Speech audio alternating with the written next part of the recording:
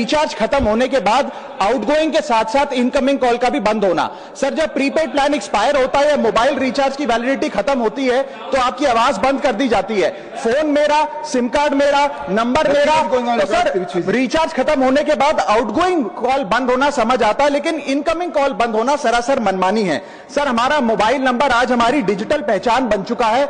Essential communication जैसे कि UPI payment, banking OTP, train ticket OTP, PAN Aadhaar authentication, interview का call, hospital का call, मां बाप का गांव से कॉल, तमाम चीजें इनकमिंग कॉल और इनकमिंग एसएमएस से आती है और वो इसलिए बंद कर दिया जाता है कि इंसान एक रिचार्ज कराना भूल गया।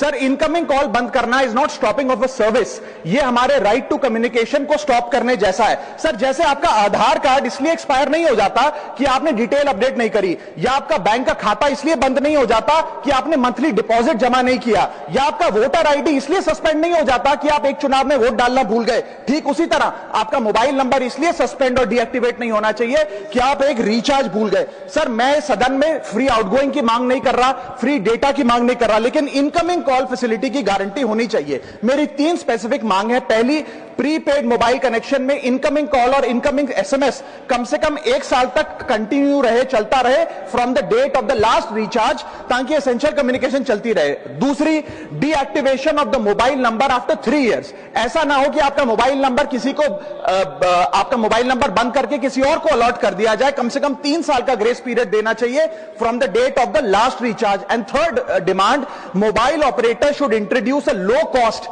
Incoming only plan. वो लोग जो सिर्फ इनकमिंग के लिए फोन रखते हैं उनके लिए, जैसे कि 10 रुपए में 180 दिन की इनकमिंग कॉल की फैसिलिटी, इस प्रकार की स्कीम्स मोबाइल ऑपरेटर को लानी चाहिए। दूसरी समस्या जो प्रीपेड कस्टमर्स फेस करते हैं वो है टेलीकॉम ऑपरेटर का 28 दिन का मंथली रिचार्ज।